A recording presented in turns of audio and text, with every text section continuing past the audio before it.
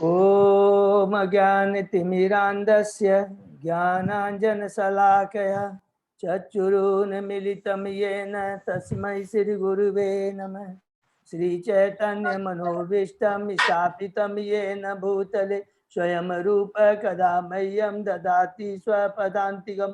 वन्देऽहं श्रीगुरु श्रीयुतपदकमलं श्रीगुरु वैष्णवांश्च श्रीरूपं साग्रजातं सहगना रघुनाथं वितं तं सजीवं स्वाद्वैतं सावभूतं परिचं सहितं कृष्ण चैतन्य देवं श्रीराधा कृष्ण पादान सहगना ललिता श्री विशाखान्वितांश्च च नमो ओं विष्णुपादाय कृष्ण प्रेष्ठाय भूतले श्रीमते भक्ति वेदांत स्वामिन इति नामने।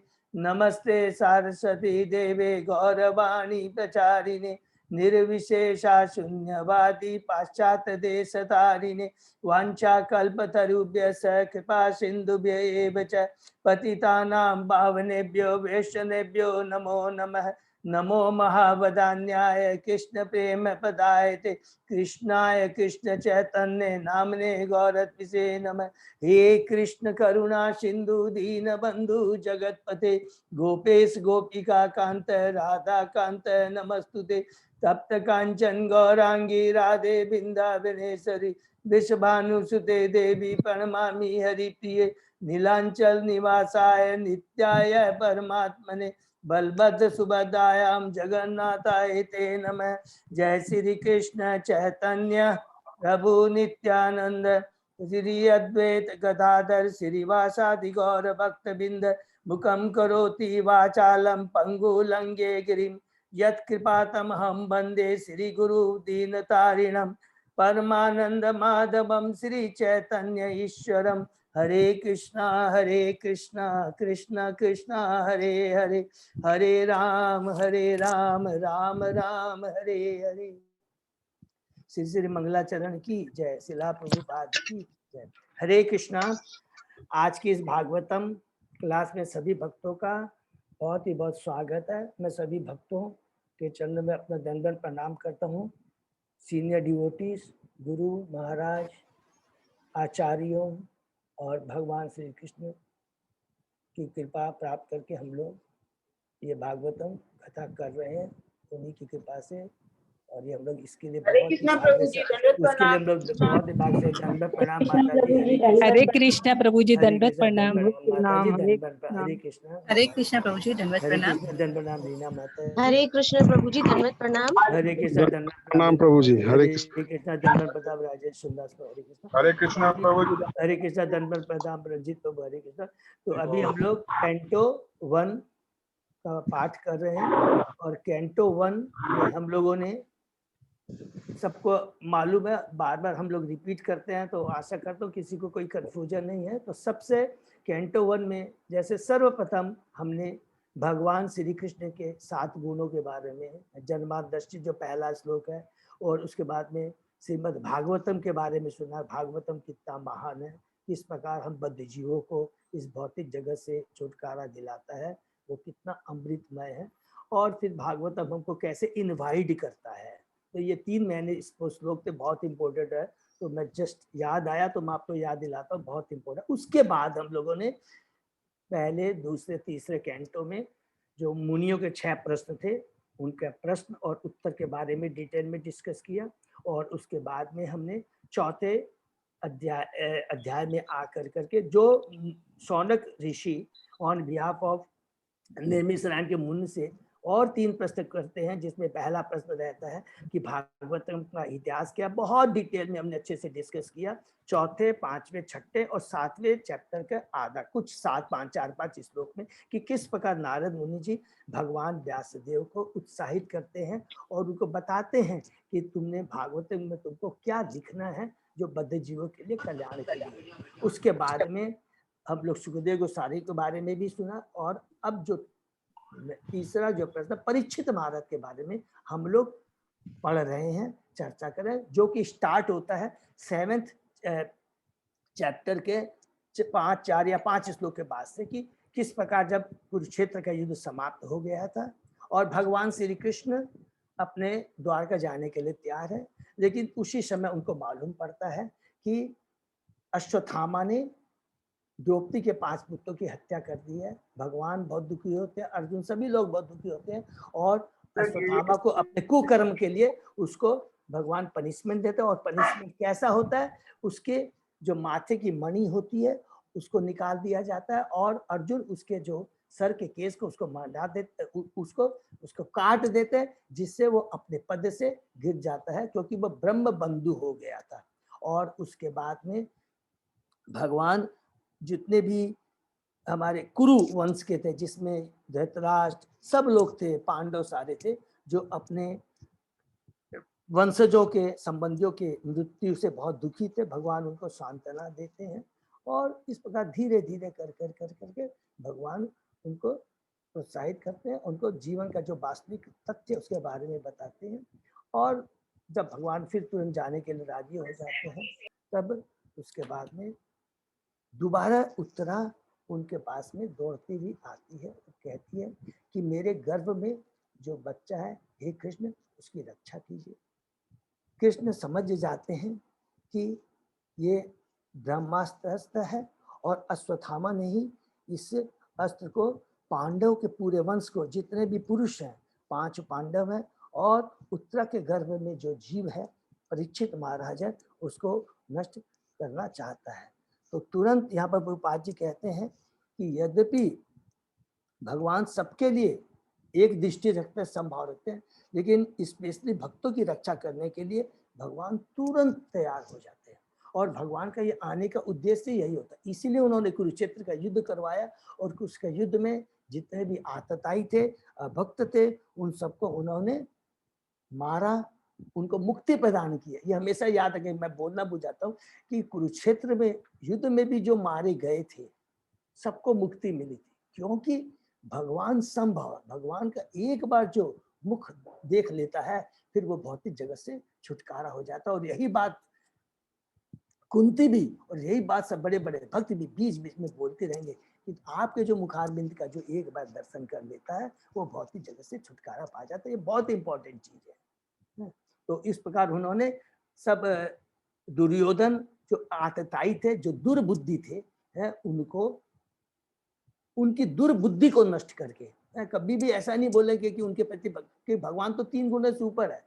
तो जब किसी का भी वध करते हैं तो भगवान कोई भी बिना किसी 3 गुणों के प्रभाव के बिना इसलिए करते हैं, उसके कल्याण के लिए करते हैं, जिसका हमने कई बार डिस्कस कर चुका है।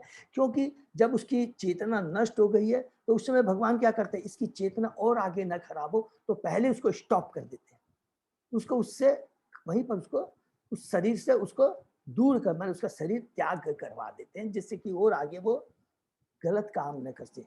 वो उसको क्या बोलते हैं, फांसी बोल दीजिए, राजा फांसी देता है या भगवान उसको मार देते हैं। तो कर करके इस प्रकार उन्होंने दुर्योधन और जितने भी दुर्बुद्धि वाले जो उनका साथ दिया था उनको उन्होंने वहां से हटाकर युधिष्ठिर को शासन पर स्थापित किया था। और इस प्रकार जब भगवान ने देखा कि अश्वत्थामा ने दूसरा सत्य छोड़ा है तो भगवान तुरंत उत्तरा के गर्भ में जाकर के उस गर्भ को आच्छादित कर देते हैं। ठीक है, यहाँ पर सुक्त गोस्वामी कहते हैं कि ब्रह्मास्त्र बहुत ही पावरफुल था, लेकिन भगवान की शक्ति के सामने वो नगण्य था। और उसके बाद में ये भी बताते हैं कि भगवान ने शस्त्र न उठाने की प्रतिज्ञा की थी, लेकिन जहां पर भक्तों की रक्षा का सवाल होता है भगवान अपने प्राण को छोड़ देते, क्योंकि भगवान भक्तों की रक्षा, भगवान बोलते हैं मैं आदर्शवादी बनना नहीं चाहता हूँ। देखिए प्रभुपाद जी तात्पर्य में इतनी पावरफुल बात लिखते हैं जो हृदय को टच करती है। भगवान कहते हैं मैं आदर्शवादी बनना नहीं चाहता हूँ, मेरी भक्त की रक्षा के लिए मेरे सारे प्रण, मेरा सादा आदर्शवाद वो सब नगण्य है, तुच्छ। इतनी बड़ी भगवान की कृपा होती है, भगवान तुरंत अस्त्र उठा कर करके उत्तरा का रक्षा करते हैं। और अब भगवान फिर जाने के लिए तैयार हो जाते हैं द्वारका। इतने में ही कुंती महारानी, सती कुंती महारानी कहा है यहाँ पर सुक्त गोस्वामी ने कि कुंती महारानी अपने 5 पुत्रों को, द्रौपदी को लेकर के वहां पर पहुंच जाती है। और यहाँ पर फिर एक श्लोक में प्रभुपाद जी तात्पर्य में बताते हैं कि जो भगवान का शुद्ध भक्त होता है उस पे जितने भी संकट आते हैं, कितने भी संकट आते हैं, वो भगवान के ऊपर पूर्ण आश्रित होता है, पूरा शरणागति होता है। वो भगवान को छोड़कर किसी के पास नहीं जाता है। यहाँ तक कि यदि देवता भी होते हैं तो देवता के पास में नहीं जाता है। इतना ही नहीं, और जो भगवान को पूर्ण शरणागति होता है तो भगवान स्वयं उसकी रक्षा करने के लिए इवन किसी मीडिएटर को नहीं भेजते, खुद आते हैं। भगवान अपने शुद्ध भक्त की रक्षा करने के लिए खुद आते हैं। देखिए ये बहुत इंपॉर्टेंट और सूक्ष्म बातें हैं कि भगवान किसी को ना भेजकर खुद आते हैं। और जब भगवान देखते कुंती महारानी उनके पास में आकर के, तो फिर कुंती महारानी भगवान का ग्लोरिफिकेशन करती है। ये बहुत इंपॉर्टेंट है। वो कहती है कि सबसे पहले वो भगवान को नमस्कार करती है और उनका गुणगान करती है, ग्लोरिफिकेशन करती है। कहती है, हे कृष्ण, आप आदि पुरुष हैं, आप 3 गुणों से ऊपर हैं और आप सर्व व्याप्त है। मीन्स आप बाहर भीतर सब जगह व्याप्त है और आप सबको लिए अदृश्य है। तो यहाँ पर अदृश्य इसलिए बोलती है कि जिनकी भौतिक दृष्टि है, जिनकी भगवान के प्रति श्रद्धा नहीं है, उनके लिए भगवान हमेशा अदृश्य रहते हैं। और जो भगवान के भक्त भी होते हैं, जो भगवान के प्रति श्रद्धा रखते हैं, उन्हीं को भगवान अपनी इच्छा के अनुसार और भक्त की जितनी भगवान के प्रति श्रद्धा है उसी अनुपात में भगवान अपने को प्रदर्शित करते हैं, अपना दर्शन कराते हैं। ठीक है। तो यहाँ पर प्रभुपाद जी तात्पर्य में कहते हैं कि जो कुंती महारानी ने कहा कि आप आदि पुरुष हैं, बद्ध जीव भी दिव्य है, भगवान भी दिव्य है, लेकिन हम बद्ध जीव क्या आदि नहीं, हम सब क्या भगवान की संतान है। जितने भी यहाँ पर भौतिक जगत में, आध्यात्मिक जगत में देवताओं को, भगवान के जितने भी अवतार है, उनके सबके आदि सोर्स क्या है? भगवान श्री कृष्ण है। ये प्रभुपाद जी बार बार हमको रिपीट करते हैं। ये किस लिए रिपीट करते हैं? कि भगवान की ग्लोरिफिकेशन, के भगवान को, कि भगवान श्री कृष्ण को इतना साधारण नहीं समझना है। जबकि हम लोग पढ़ते जाते सोचते हैं वो भगवान श्री कृष्ण ठीक है 2 हाथ में बंसीधारी पर, नहीं, वो इतने महान है। पूरा आध्यात्मिक जगत, भौतिक जगत का जितना भी ये उत्पत्ति हम देखते हैं, इसके सोर्स, इसके स्रोत भगवान श्री कृष्ण। नंबर 1।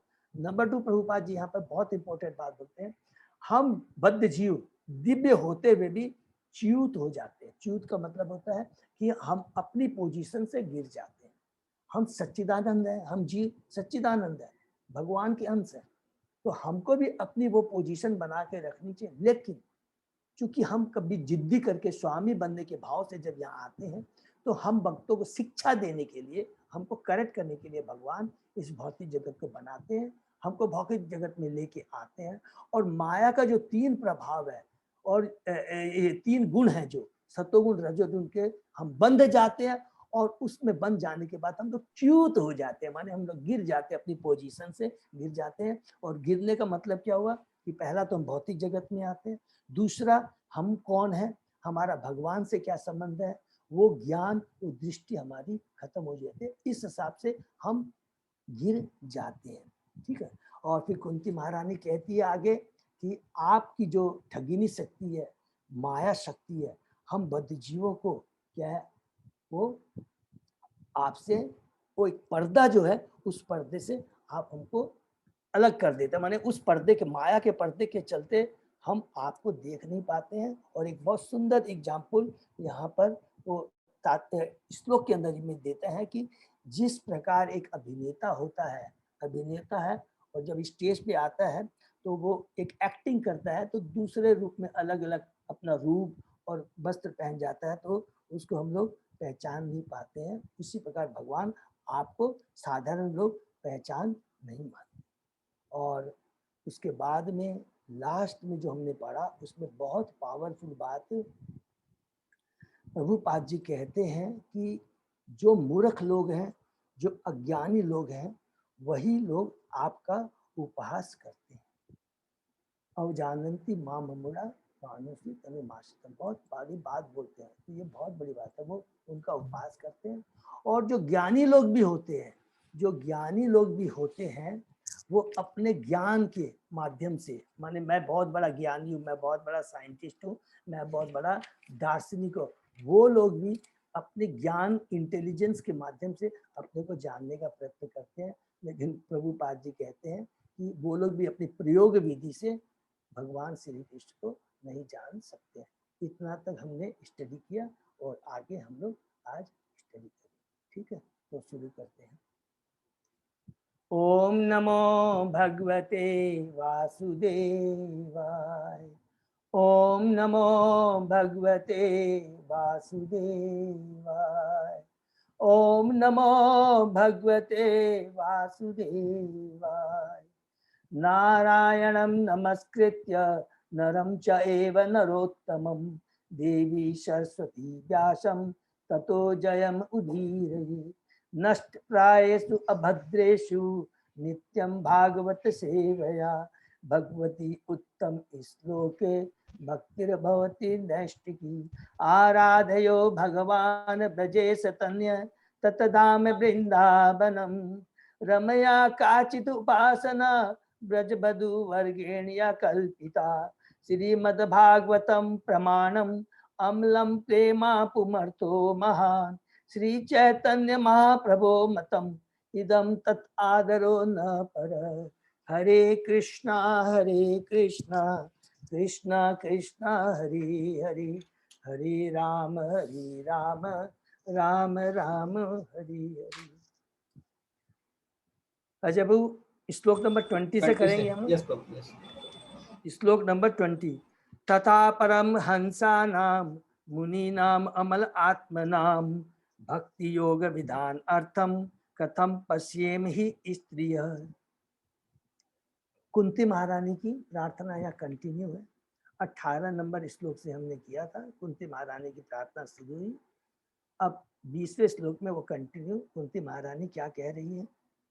आप उन्नत आध्यात्मवादियों तथा आत्मा एवं पदार्थ में अंतर करने में सक्षम विचारकों हृदय में भक्ति के दिव्य ज्ञान का प्रसार करने के लिए स्वयं अवतार देते हैं, तो भला फिर हम स्त्रियां आपको किस तरह पूर्ण रूप से जान सकती है।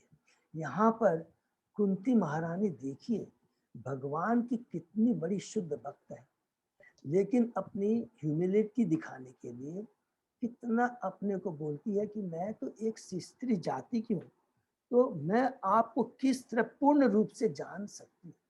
जो अध्यात्मवादी होते हैं, जिनको मालूम है कि एनालिटिकल जो स्टेज है, आत्मा और पदार्थ में क्या अंतर है, शरीर में और आत्मा क्या अंतर है, और उस तरह के जो विचारकों को, उन लोगों को, आत्मवादियों को ही आप स्वयं आकर करके भक्ति के दिव्य ज्ञान का प्रसार करते हैं। तो तात्पर्य में प्रभुपाद जी यहाँ पर बताते हैं, बड़े बड़े तत्वज्ञानी तक भगवान के धाम तक नहीं पहुंच पाते। उपनिषदों में कहा गया कि परम सत्य पर ब्रह्म बड़े से बड़े दार्शनिक की चिंतन शक्ति से परे है। जैसे हमने गीता में पढ़ा है ना, 10वें अध्याय में, न में देव, जितने माने क्या क्या उसमें जो देवता लोग हैं और न महर्षि हम मुझे जान पाते हैं, नहीं जान सकते। बहुत डिटेल में 10वें अध्याय में बहुत सुंदर भगवान ने कहा है, न में विदु देवगण एंड महेश्वरी। बड़े बड़े तत्वज्ञानी तक भगवान के धाम तक नहीं पाते। उपनिषदों में कहा गया कि परम सत्य परम बड़े बड़े दार्शनिक की चिंतन शक्ति से परे, वे महान विद्या या महानतम मस्तिष्क द्वारा भी नहीं जा सकते। देखिए कितनी बड़ी, उन्हें वही जान पाता है जिस पर उनकी कृपा हो। हरि बोल। भगवान को अगर जानना है तो भगवान की कृपा की आवश्यकता है, उनके बिना कोई उनको जान नहीं सकता। अन्य लोग भले ही वर्षों तक उनका चिंतन क्यों न करे, वे अज्ञे ही रहते हैं। इस तथ्य की पुष्टि महारानी कुंती द्वारा होती है, जो एक अबोध स्त्री की भूमिका निभा रहे। स्त्रियां सामान्यतः दार्शनिक की भांति चिंतन नहीं कर सकती, लेकिन उन्हें भगवान का आशीर्वाद प्राप्त है। क्योंकि आशीर्वाद प्राप्त क्या है, क्यों है क्योंकि वे भगवान की श्रेष्ठता सर्वशक्तिमता पर तुरंत विश्वास कर लेती है और बिना किसी संकोच के नतमस्तक हो जाती है। कितनी पावरफुल बात यहाँ पर भगवान ने, यहाँ पर प्रभुपाद जी कहते हैं कि माताएं स्त्रियां वो ज्यादा तर्क वितर्क माने अपना प्रदर्शन नहीं करती है कि मैं बहुत बड़ा नॉलेजेबल हूँ, दार्शनिक हूँ, साइंटिस्ट हूँ, ये नहीं।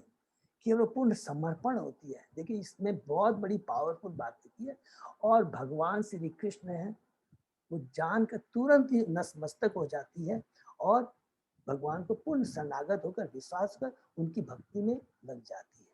भगवान इतने दयालु हैं कि वे केवल ऐसे व्यक्ति पर विशेष अनुग्रह नहीं करते जो महान दार्शनिक होता है, जो बहुत बड़ा दार्शनिक होता है लेकिन भगवान के प्रति वो शरणागत नहीं होता है। तो भगवान कहता है किसी हालत में वो उसको पहचान नहीं सकता, जान भी नहीं सकता, मूर्ख का मूर्ख रह जाएगा, अज्ञेय रह जाएगा। वे प्रयोजन की निष्ठा को जानते हैं। हरि बोल।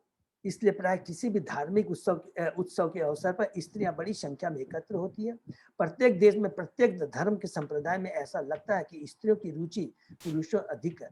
भगवान की सत्ता की स्वीकृति की यह सरलता निष्ठा रहित धार्मिक दिखावे से कहीं अधिक प्रभावोत्पादक है। हरि बोल। तो भगवान ने कुंती के माध्यम से बताया है कि जो स्त्रियां होती है ठीक है भावुक होती है। और हमने पिछले पढ़ा भी था कि जब द्रौपदी कहती है कि इनको अश्वत्थामा को नहीं मारना चाहिए, भाव उसका अच्छा है, विचार अच्छे हैं, लेकिन वहां पर प्रभुपाद जी कहते हैं कि स्त्रियां बहुत भावुक होती है, तुरंत उनकी बात को एक्सेप्ट नहीं करना चाहिए। तो इसका मतलब ये नहीं है, इसको बहुत डीपली समझना है।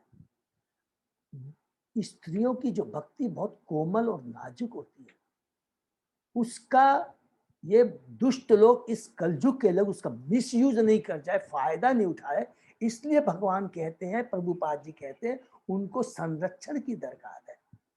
ये बहुत दिव्य बात है, इसको खाली बाहरी दृष्टि से नहीं समझना चाहिए।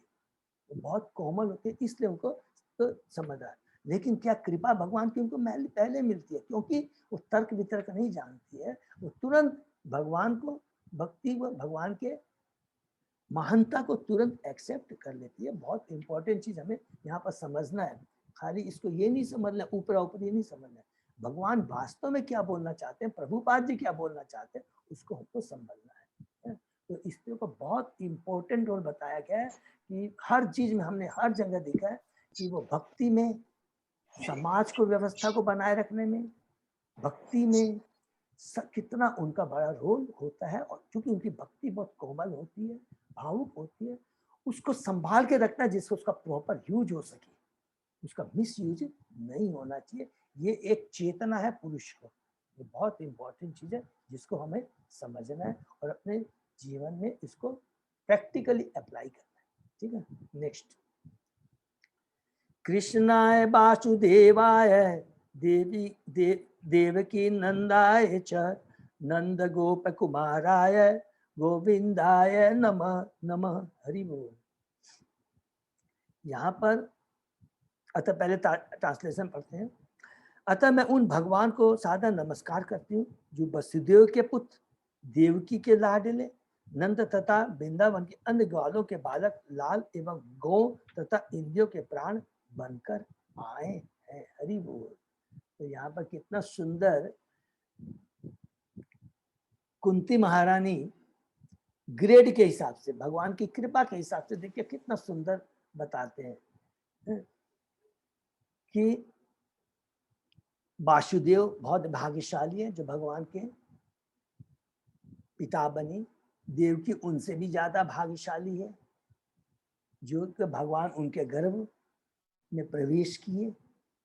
और उसके बाद में उनसे ज्यादा भाग्यशाली है नंद बाबा जो भगवान के पिता बने और उनकी लीलाओं का, बाल लीलाओं का उन्होंने आस्वादन किया। यहाँ पर यशोदा माँ का बारे में नहीं लिखा है, तो यशोदा माता के बारे में तो हम जानते हैं कि वो तो सबसे भाग्यशाली, सबसे बड़ी भाग्यशाली माता थी जिनको भगवान की इतने सुंदर लीला का आस्वादन करना मिला। और उनका भगवान के संग में जो आदान प्रदान हुआ, जिसको हम लोग दामोदर लीला कहते हैं, जिसकी लीलाएं सुनकर ही हमारा हृदय पूरा भगवान के प्रति पूर्ण समर्पित हो जाता है और दिव्य आनंद की प्राप्ति होती है। तो उसके लिए अलग से यहाँ पर कुंती महारानी स्पेशली यशोदा माँ के बारे में बोलेंगी। ठीक है, तात्पर्य पढ़ते हैं। इस प्रकार अपने अनन्य भक्तों पर विशेष अनुग्रह दिखाने तथा आसुरी लोगों के उपद्रव को शांत करने के लिए अपनी असीम अहेतु की कृपा से इस पृथ्वी पर अवतरित होकर भगवान किसी भी भौतिक संपत्ति द्वारा प्राप्त नहीं किए जा सकते। किसी भी भौतिक संपत्ति के द्वारा भगवान नहीं प्राप्त किए सकते। महारानी कुंती अन्य अवतारों की अपेक्षा भगवान कृष्ण के अवतरण की विशेष रूप से पूजा करती है, क्योंकि वे इसी रूप में सरलता से प्राप्त किए जा सकते हैं।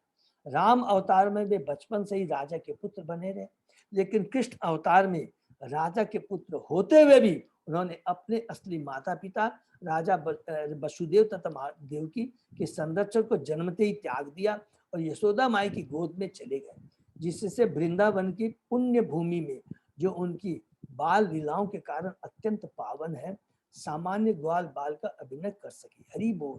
तो यहाँ कितना सुंदर बताते हैं, जो भगवान श्री कृष्ण का जो अवतार है, स्वयं भगवान श्री का अवतार है, वो सबसे ज्यादा भाग्यशाली है, करुणामय प्रदान करने वाला, जिसमें भगवान ने असंख्य करोड़ों लीलाएं की और सब लोगों को, स्पेशली वृंदावन के वासियों को, वृंदावन की भूमि को उन्होंने स्पेशल कृपा प्रदान की। वृंदावन की भूमि को जब हम बोलते हैं, क्यों? क्योंकि वृंदावन की भूमि में भगवान कृष्ण नंगे पांव पूरा घूमते थे। देखिए, और भूमि, वृंदावन की भूमि कितनी भाग्यशाली है, जिसको सदैव भगवान के चरण कमलों का उसे दर्शन होता था, भजन कमले तो वो छू पाती थी। ठीक है, अतः भगवान कृष्ण भगवान राम की अपेक्षा अधिक दयालु है। वे कुंती के भाई वसुदेव तथा उनके परिवार के प्रति विशेष रूप से अत्यंत दयालु थे। यदि वे वसुदेव तथा देवकी पुत्र रूप में न जन्म लेते तो महारानी कुंती उन्हें अपना भतीजा मानकर इतनी बत्सलता से संबोधित न करती। देखिए, ये एक चीज यहाँ बहुत इंपॉर्टेंट बात यहाँ लिख रहे हैं, वे कुंती के भाई वसुदेव उनके परिवार के प्रति विशेष अत्यंत दयालु थे। यदि वे वसुदेव तथा देवकी पुत्र के रूप में जन्म लेते तो महारानी कुंती उन्हें अपना भतीजा मानकर इतनी बत्सलता से संबोधित न करती। हरि बोल। किंतु अधिक भाग्यशाली तो नंद यशोदा है, जिन्होंने भगवान की बाल लीलाओं का रस लूटा। हरि बोल, जो अन्य लीलाओं से अधिक मनोहर है। ब्रज भूमि में प्रकट उनकी बाल लीलाओं की समता नहीं हो सकती, क्योंकि वे मूल कृष्ण लोक में उनकी शास्त्र लीलाओं की आदि रूप है, जिनका वर्णन ब्रह्म संहिता में चिंतामणि धाम में के रूप में हुआ है। भगवान श्री कृष्ण स्वयं ब्रज भूमि में अपने दिव्य पार्षदों तथा साज समूह के साथ अवतरित हुए थे। इसलिए श्री चैतन्य महाप्रभु ने पुष्टि की है कि ब्रज भूमि के वासियों के समान अन्य कोई भाग्यशाली नहीं है, और उनमें भी गोपियां विशेषतः भाग्यशाली नहीं है, क्योंकि उन्होंने भगवान की प्रसन्नता के लिए अपना सर्वोच्च न्यौछावर कर दिया। और उन गोपियों में भी हम ऐड कर सकते हैं, राधा रानी सर्वोत्तम गोपी है। वे नंद तथा यशोदा के साथ, ग्वालों के साथ तथा ग्वाल बालों एवं गौ के साथ अपनी चित्र विचित्र लीलाओं के कारण गोविंद कहलाए। गोविंद रूप में भगवान ब्राह्मणों तथा जीवों के प्रति विशेष सदैव, जिसका अर्थ है कि मानवीय संपत्तता बहुत कुछ इन्हीं दो बातों निर्भर करती है, एक तो ब्राह्मण संस्कृति तथा दूसरी गौ रक्षा। जहाँ इन दोनों का अभाव रहता है वहाँ कृष्ण कभी भी प्रसन्न नहीं होते। देखिए, हमने बार बार डिस्कस किया है कि 6 लोगों की रक्षा बहुत जरूरी है, ब्राह्मण की, स्त्री की, बालक की, गौ की, वृद्ध की, ये सब हमको याद रखना है। इसी के ऊपर पूरी संस्कृति, जो सभ्य जो कहते हैं ना, सभ्यता जो होती है, एक सभ्य समाज की स्थापना अगर हम करना चाहते हैं तो इन 6 लोगों की रक्षा करना बहुत जरूरी है, नंबर 1। और यहाँ पर विशेष रूप में प्रभुपाद जी ने कहा है कि भगवान श्री कृष्ण का ये जो रूप है, अवतार है, ये सबसे ज्यादा मनोहर है और कृपा प्रदान करने वाला है। और स्पेशली वृंदावन वासी है, वो उस वृंदावन वासियों में जो गोपियां है, वो सबसे ज्यादा भाग्य। कृपा तो सबको मिली, लेकिन सर्वोत्तम उच्च कोटि की जो कृपा है वो गोपियों को मिली, और गोपियों में राधा रानी को। और स्पेशली ये जो भगवान की जो लीलाएं हैं, इनका जो आस्वादन है, वो वास्तव में हम सब भक्तों के लिए बड़ा ही, हम जितना इसके बारे में पढ़ते हैं सुनते हैं उतना ही हमें दिव्य आनंद की प्राप्ति होती है, और कभी भी हमारे आत्मा को तुष्टि नहीं मिलती है। ठीक है ना। नेक्स्ट, नमः पंकज नाभाय, नमः पंकज मालिनी, नमः पंकज नेत्राय, नमः ते पंकज अंगै। हरि बोल। जिनके उदर के मध्य में कमल पुष्प के सदृश गर्त है, अर्थात गर्भोदक्षाय विष्णु है, जो सदैव कमल पुष्प की माला धारण करते हैं, जिनकी चितवन कमल पुष्प के समान गतिशील है, और जिनके चरणों तलुओं में कमल अंकित है, ऐसे भगवान को मैं सादर नमस्कार करती हूँ।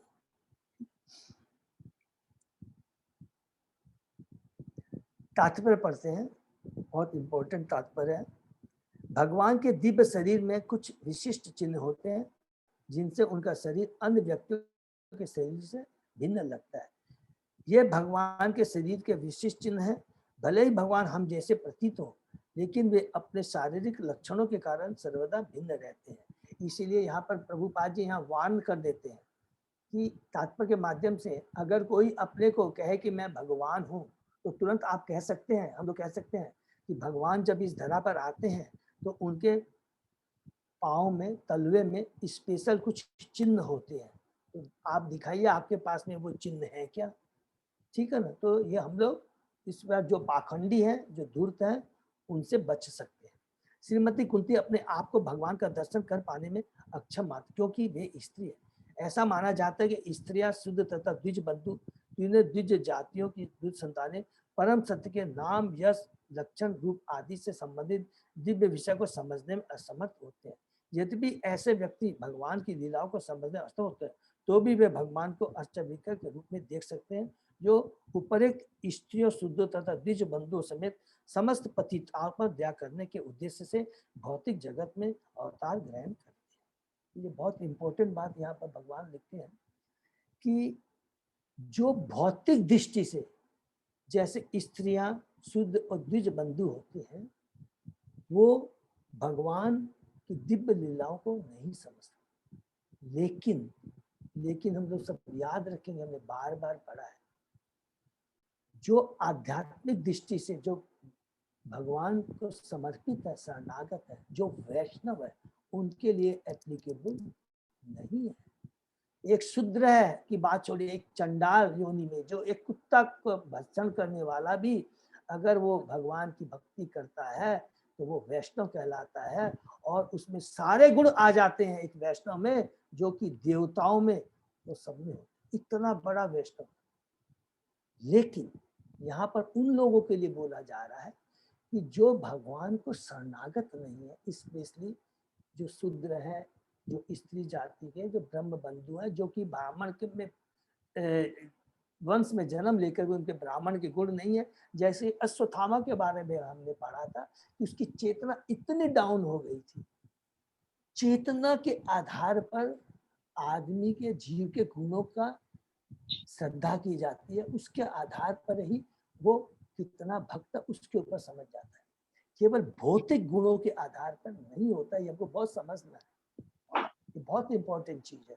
और जो भगवान का जो भक्त होता है वो वैष्णव होता है, और उसकी चेतना उच्च कोटि की होती है, इतना उच्च कोटि की होती है, भगवानमय होती है, तो उसमें स्वतः ही सारे ज्ञान सब कुछ अपने आप आ जाते हैं। तो उसके लिए नहीं भगवान बोलते हैं, उन लोगों के लिए बोलते हैं जिनकी चेतना उच्च कोटि के लिए शुद्र मेंटेलिटी है, द्विज बंधु है, उनके लिए भगवान कहते हैं कि मेरे नाम रूप लीलाओं को परम सत्य के बारे में समझना मुश्किल है। उनके लिए भगवान कहते हैं, उन पर भी कृपा करने के लिए भगवान क्या करते हैं, डेटी के रूप में आते हैं।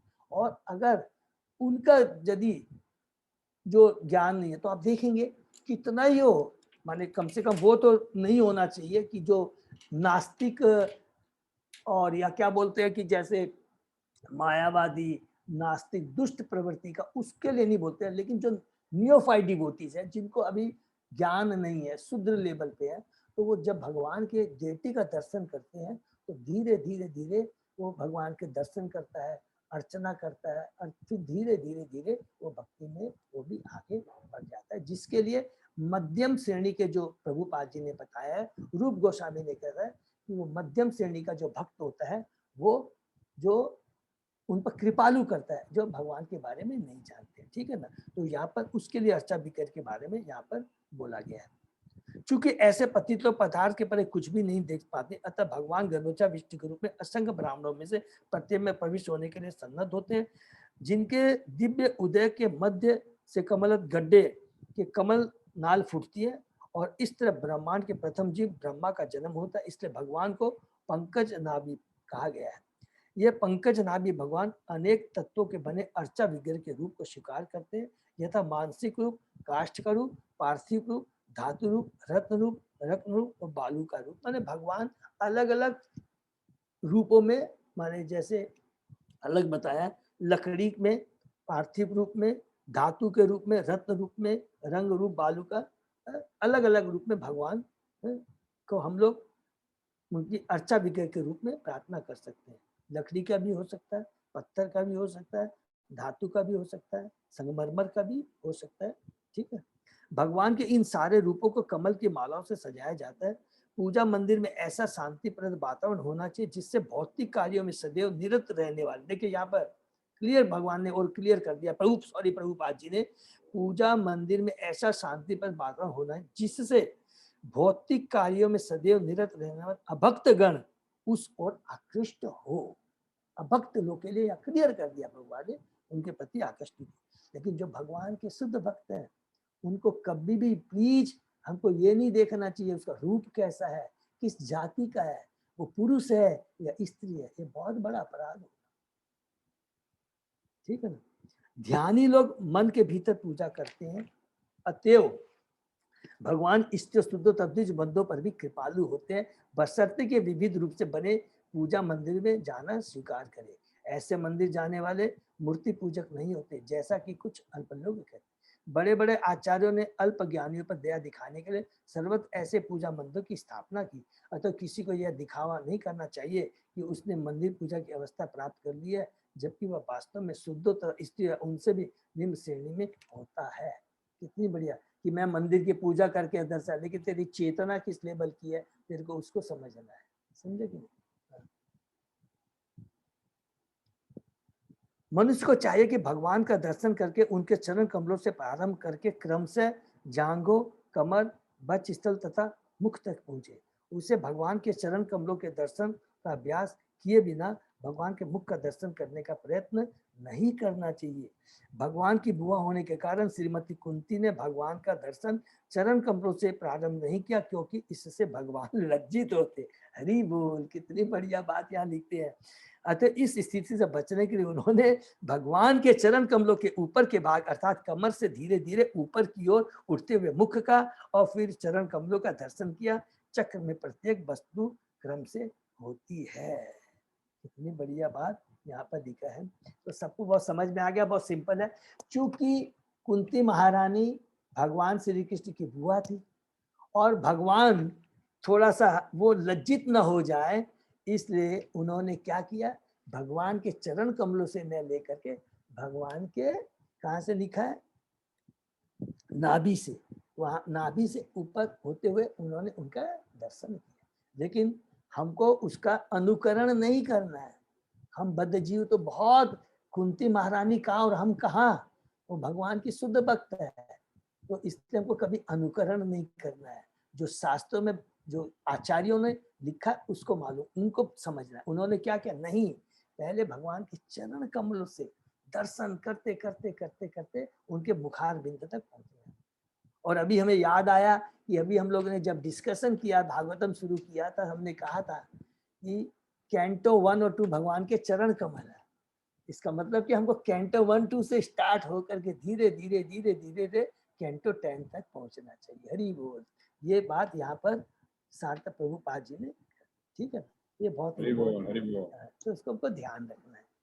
नेक्स्ट, यथा ऋषिकेश खलेन देवकी कंसेन रुद्रा अतिचिरं शुच अर्पिता विमोचिता अहं च स आत्मजा विभो त्वया एव नाथेन मुहु विपत गणात्। हे ऋषिकेश, हे इंद्रों के स्वामी तथा हे देवों के देव, आपने दीर्घ काल तक बंदी गृह में बंदिनी और दुष्ट राजा कंस द्वारा सताई जाती अपनी माता देवकी को तथा निरंतर विपत्तियों से घिरी मुझको पुत्रों समेत मुक्त किया है। अरे बोल, देखिए कितनी उसकी पावरफुल कुंती महारानी की प्रार्थना है कृष्ण को।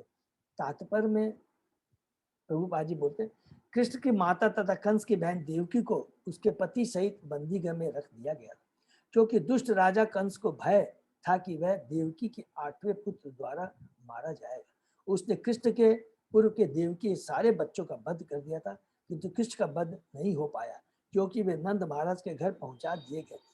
कुंती देवी भी अपने पुत्रों समेत अनेक कष्टों से बचाई जाती रही, लेकिन भगवान श्री कृष्ण ने कुंती देवी पर कुछ अधिक ही अनुग्रह किया था, क्योंकि वे देवकी के अन्य पुत्रों की रक्षा नहीं कर पाए थे, जबकि कुंती के पुत्रों की रक्षा कर सके थे। इसका कारण यह था कि देवकी के पति जीवित थे, लेकिन कुंती विधवा थी और कृष्ण के अतिरिक्त उनका कोई अन्य रक्षक नहीं था। निष्कर्ष यह निकला कि कृष्ण उस भक्त पर अधिक अनुग्रह करते हैं जो महा संकट में रहता है। कभी कभी वे जानबूझकर शुद्ध भक्तों को ऐसे संकटों में डालते रहते हैं, क्योंकि ऐसी असहाय अवस्था में भक्त भगवान के प्रति अधिक अनुरक्त होता है। भगवान के प्रति जितनी अधिक अनुरक्ति होगी, भक्त को उतनी ही अधिक सफलता प्राप्त होगी। ये देखिए बहुत पावरफुल प्रभुपाद जी ने यहाँ पर कहा है। भगवान सबके प्रति पहला चीज है, रिपीट करेंगे, समभाव रखते हैं, लेकिन आवश्यकता के अनुसार। आवश्यकता देखिए, देवकी भी भक्त है, कुंती भी भक्त है। कभी आप ये नहीं बोल सकते कि भगवान तो भक्तों पर ज्यादा कृपा करता है। देखिए कितनी यहाँ पावरफुल बात कहते हैं। देवकी भी भगवान की भक्त है, वासुदेव भी भगवान की भक्त है, कुंती भी भगवान की भक्त है। लेकिन जब कृपा को हम डिटेल में समझ में आएंगे तो मालूम पड़ता है कि यहाँ प्रभुपाद जी क्लियर ही करते हैं, मालूम क्या पड़ता है, क्लियर करते हैं, भगवान कुंती पर ज्यादा उन्होंने ध्यान दिया। क्यों, इसको यहाँ प्रभुपाद जी एक्सप्लेन करते हैं और आचार्य लोग भी एक्सप्लेन करते हैं। क्या, सबसे पहले कुंती महारानी जब भी किसी स्त्री का शादी के बाद, शादी के पहले एक स्त्री अपने पिता के संरक्षण में रहती है और शादी के बाद में भी अपने पति के संरक्षण में रहती है, और अगर पति मर जाता है तो किसके संरक्षण में रहती है, वो अपने पुत्र के संरक्षण में। तो देवकी के 7 पुत्र मार दिए गए थे। ये बहुत बड़ा उसने कंस ने अन्याय किया था वसुदेव देव, बिल्कुल। लेकिन कुंती के जो था, कंपैरिजन करते हैं, कुंती के पति नहीं थे तो उनको पति का संरक्षण प्राप्त नहीं था, एक नंबर 1। नंबर 2 और डीपली जाएंगे, जो कि आचार्य और दूसरी जगह एक्सप्लेन करते हैं।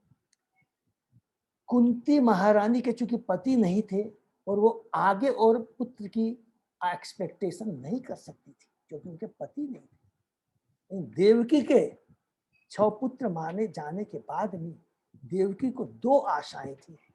पहला तो उनके पति हैं और उनको पुत्र की प्राप्ति हो सके। नंबर 2, वो जो उनके 6 बच्चे मारे गए उसको वो सहन कर सकी, ये सोचती हुई कि जो मेरा अगला जो पुत्र होगा वो श्री कृष्ण आएगा। क्योंकि कहा था कि जब वो उनकी शादी हुई थी तो आकाशवाणी हुई थी, तो कहा था कि जो तेरा 7वां जो तेरा बद्ध करेगा, उस आशा में वो हिम्मत बनाए। ये बहुत चीज को समझना है। ये भगवान अंतर्यामी है, ये भगवान समझ सकते हैं, हम बद्ध जीव नहीं समझते। और इस चीज को ध्यान में रखते हुए हमें याद रखना चाहिए और रिपीट करना चाहिए कि भगवान भक्त वत्सल है और भगवान कभी भी किसी के प्रति 2 भाव, दुर्भाव माने क्या बोलते हैं, पक्ष नहीं करते। वो टोटली हमेशा समभाव रहते हैं, और समभाव इसलिए रहते हैं, हमेशा याद, क्योंकि हम सभी उनकी संतान। चाहे वो संतान कोई खुरापाती हो या भक्त हो। खुरापाती को वो इसलिए दंड देते हैं जिससे कि वो सुधर जाए और सभ्य जीव बन जाए। भक्त को इसलिए स्पेशल सेवा देते हैं कि वो अभक्तों को भक्त बना दे, भक्ति का प्रचार करे, इतना ही है। और कोई स्पेशल कुछ भगवान नहीं करते हैं। ये चूंकि ये भागवतम पढ़ के मुक्त है। उसके बाद में यहाँ पर एक और इम्पोर्टेंट बात कहते हैं, कभी कभी भगवान जानबूझकर, कभी कभी भगवान जानबूझकर भक्तों को भी जानबूझकर कष्ट देते हैं। ये कितनी पावरफुल बात। भगवान का एकमात्र उद्देश्य ये है कि भौतिक जगत बहुत भौतिक जगत में जो 3 गुण है, सत्वगुण, रजोगुण, तमोगुण, इतने प्रभावशाली ये माया के ये 3 गुण भौतिक प्रकृति के, जो कभी भी अच्छे से अच्छे जीव की, भले ही वो भक्त क्यों ना, उसकी चेतनाओं को में थोड़ा सा परिवर्तन ला सकते हैं। वो बिविल्डर हो सकता है, अपने पद से, अपनी भक्ति से फॉर टाइम भी च्युत हो सकता है। इसलिए भगवान उसको बीच बीच में उसको दुख देते हैं। लेकिन यहाँ पर भगवान देखिए कितनी बड़ी डीप बात बोलते हैं। हमने भक्ति विनोद ठाकुर ने लिखा है शरणागति में, अनुकूल से संकल्प प्रतिकूल से वर्जनम। जो अनुकूल होता है उसको एक्सेप्ट करना चाहिए और जो प्रतिकूल होता है उसको रिजेक्ट कर देना चाहिए। अर्थात इसमें कितनी डीप बात भक्ति विनोद ठाकुर ने कहा। अगर कोई भी भौतिक ऐश्वर्य, अगर कोई भी जीव, पुत्र, पत्नी, कोई भी संपत्ति, कोई भी चीज अगर हमको आकर्षित करती है, भगवान से दूर करती है, तो वो अनुकूल हुआ या प्रतिकूल हुआ? तो प्रतिकूल हो गया ना। तो वो चीज क्या हो गई? प्रतिकूल। तो अनुकूल से संकल्प, प्रतिकूल से वर्जितम। तो जो चीज प्रतिकूल कौन है? जो हमको भगवान से दूर ले जाती है, उसको रिजेक्ट करना देनी। और अनुकूल से संकल्प, और जो अनुकूल है उसको एक्सेप्ट करना चाहिए। तो यह भगवान बोलते हैं कि जब मैं भक्त को कष्ट देता हूँ तो उस समय तुरंत वो मुझे याद करता है, और जब मुझे याद करता है तो वो जो कष्ट हो गया वो अनुकूल हुआ या प्रतिकूल हुआ? कि जो कष्ट भगवान को याद दिलाता है तो वो अनुकूल प्रतिकूल कैसे हो सकता है? इसीलिए यहाँ पर कुंती रानी, कुंती महारानी भगवान की शुद्ध भक्त है। उसके मनोभाव को देख करके प्रभुपाद जी भगवान के शुद्ध भक्त है। हम बद्धजीवों को ये समझाने के लिए कि दुख और सुख कुछ नहीं होता है। दुख वही है जो हम भगवान की भक्ति नहीं कर पा रहे, वही वास्तविक में दुख है। और बाकी इस भौतिक जगत में कोई दुख नहीं है।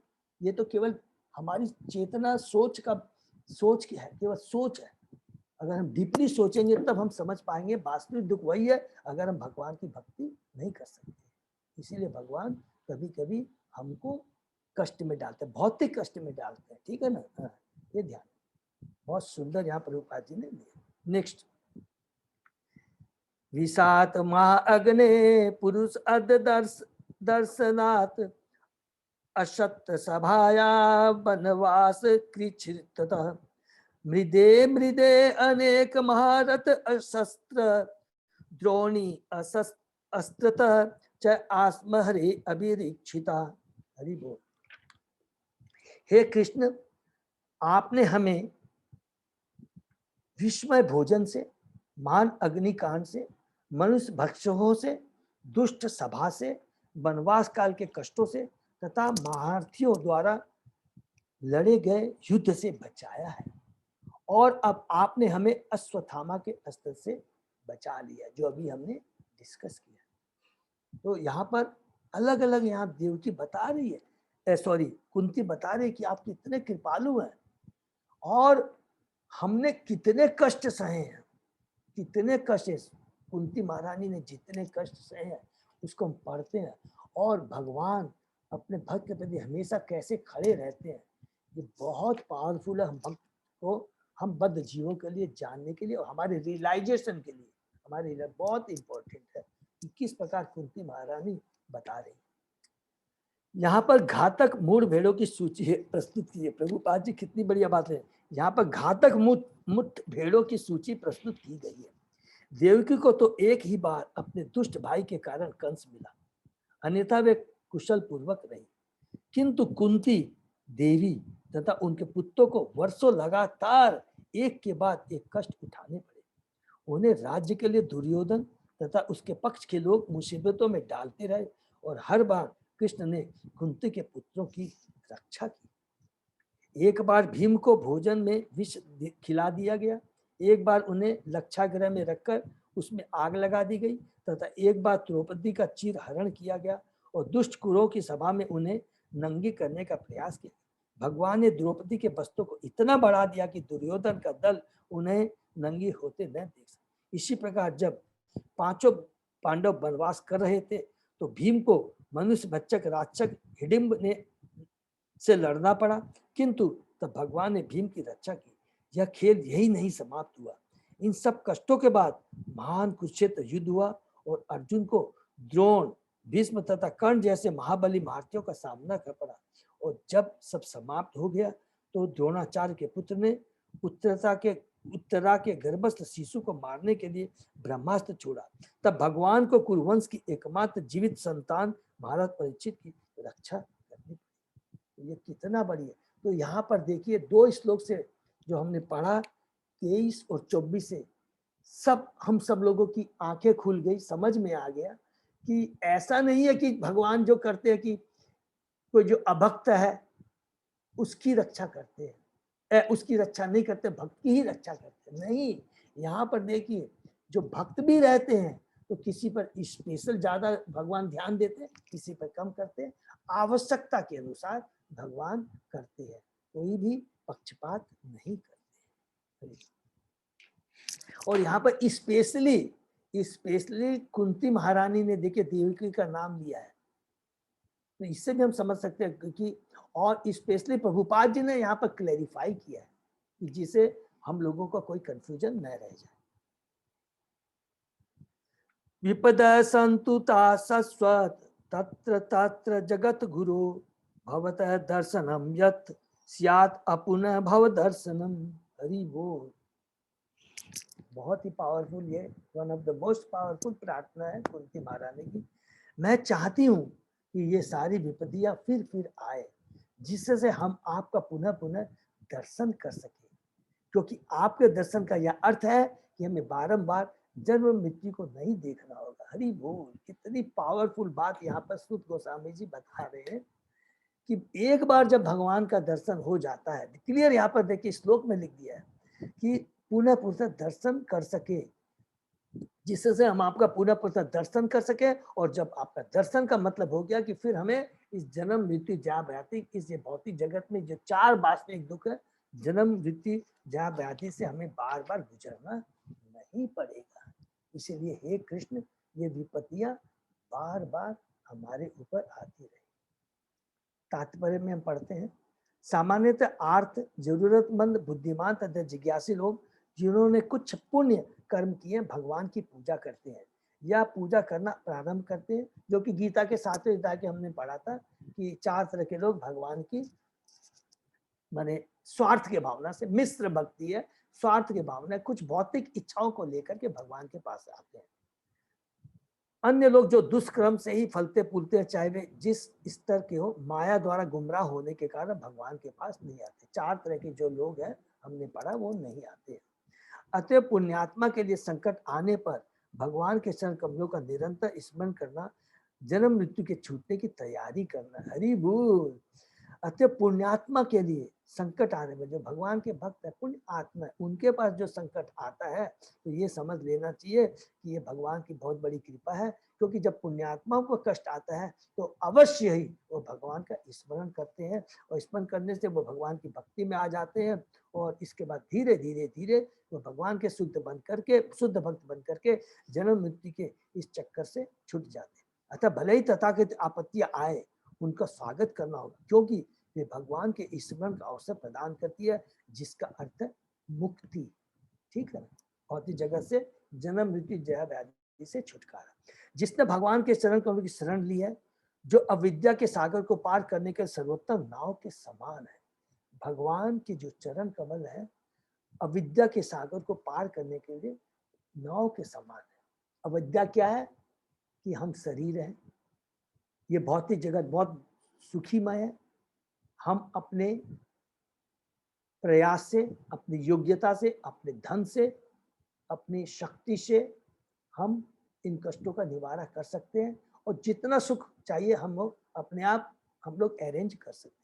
वह उतनी सरलता से मुक्ति लाभ करता है जितनी सरलता से गोकुल के निशान को लांघा जा सकता है। ऐसे लोग भगवत धाम में रहने के अधिकारी है और उन्हें ऐसे स्थान से कोई प्रयोजन नहीं रह जाता जहाँ पग पग पर संकट हो। तो वास्तविक संकट क्या है? पग पग पर, ये भौतिक जगत में पग पग पर संकट है।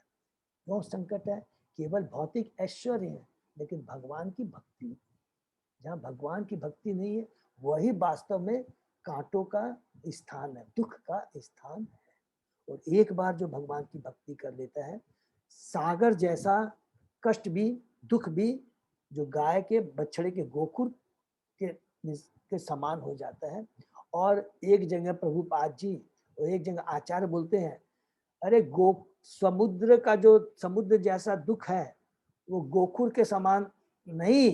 गोकुल के अंदर में जो थोड़ा सा जल है, भक्ति करते करते वो भी वाष्प होके उड़ जाता है, वो भी नहीं रहता है, वो भी उड़ जाता है। भगवान के भक्ति में इतनी शक्ति है। भगवत गीता में भगवान ने इस जगत को आपत्तियों से परिपूर्ण कष्टप्रद स्थान बताया है। अल्पज्ञानी पुरुष बिना यह समझे कि यह स्थान आपत्तियों से पूर्ण है, इन आपत्तियों के साथ समझौता करने को तैयार हो जाए। उन्हें भगवान के उस धाम का बिल्कुल भी पता नहीं होता जो आनंदमय तथा निरापद है। अतः चतुर मनुष्य का कर्तव्य है कि भौतिक आपत्तियों से अविचलित रहे। जो अभक्त नहीं है वो जो घबरा जाते हैं, उससे समझौता ठीक है जो है, लेकिन जो भक्त होता है उसको वेलकम करता है। वेलकम करता है क्या? कि अब मेरे को भगवान के प्रति मैं और सिंसियर हो पाऊंगा और भगवान को याद कर पाऊंगा, भगवान के बारे में सुन पाऊंगा। अतः चतुर मनुष्य का कर्तव्य है कि भौतिक आपत्ति विचलित रहे, क्योंकि आपत्तियां तो सभी परिस्थितियों में आती है। देवी हेसा गुणमयी मम माया दुरत्या, ये भौतिक जगत तो दुखालय है। सभी प्रकार की अपरिहार्य विपत्तियों का सामना करते हुए मनुष्य को आत्म साक्षात्कार में प्रगति करते रहना चाहिए, क्योंकि मानव जीवन का यही उद्देश्य है। मानव जीवन का यही उद्देश्य है। प्रभुपाद जी ने यहाँ पशुओं के लिए नहीं कहा है, स्पेशली मानव के लिए, ये याद दिलाने के लिए कि ये मानव योनि बहुत ही दुर्लभ है। इसी योनि में हम अपने लक्ष्य की प्राप्ति कर सकते हैं। चूंकि आत्मा समस्त भौतिक आपत्तियों से परे है, अतः तथाकथित आपत्तियां मिथ्या होती है।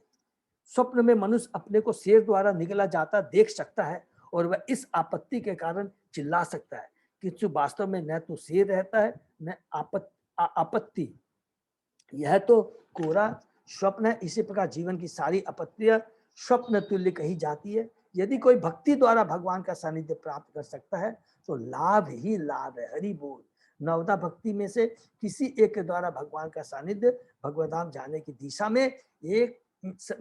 में सदा एक अग्रिम पथ है। हरि बोल।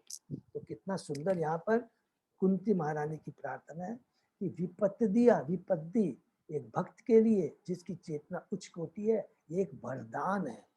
वरदान है हम बद्ध जीवों के लिए, जिससे कि हम भौतिक चीजों के प्रति आसक्त न हो, और यदि विपदा आती है तो तुरंत ही हम भगवान को प्रति समर्पित हो जाए और हमारी भक्ति को और पावरफुल और एग्रेसिव बना दे।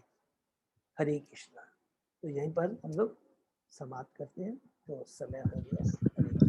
हरे कृष्णा। दंडवत प्रणाम प्रभु जी। तो ये बहुत हरे कृष्णा। दंडवत प्रणाम। हरे कृष्णा। हरे कृष्णा। हरे कृष्णा प्रभु जी। हरे कृष्णा प्रभु जी। दंडवत प्रणाम। प्रभु जी। सभी भक्तों से प्रार्थना है अपना ख्याल रखेंगे। हरे कृष्णा प्रभु जी। हरे कृष्णा प्रभु जी। दंडवत इस प्रणाम। कष्ट के समय में सब लोग अपना ध्यान रखेंगे और ज्यादा से ज्यादा हमें भक्ति करने का सुअवसर प्रदान हुआ वो करें। हरे कृष्णा प्रभु जी। दंडवत प्रणाम। हरे कृष्णा दंडवत। हरे कृष्णा प्रभु जी। हरे कृष्णा प्रभु जी। दंडवत हरे प्रणाम। कृष्णा दंडवत प्रणाम माता जी। हरे कृष्णा प्रभु जी। दंडवत प्रणाम। हरे कृष्णा हरे दंडवत कृष्णा। प्रणाम। हरे कृष्णा। प्रणाम। हरे कृष्णा प्रभु जी। हरे कृष्णा। हरे कृष्णा प्रभु। सभी दंडवत भक्तों का प्रणाम। बहुत बहुत धन्यवाद। तो आज का सेशन हम लोग यहीं विराम देते हैं। कल सुबह 7 बजे में। हरे कृष्णा। हरे कृष्णा। हरे कृष्णा प्रभु। दंडवत प्रणाम। हरे हरे प्रभु। कृष्णा। हरे प्रभु। हरे कृष्णा। हरे कृष्णा।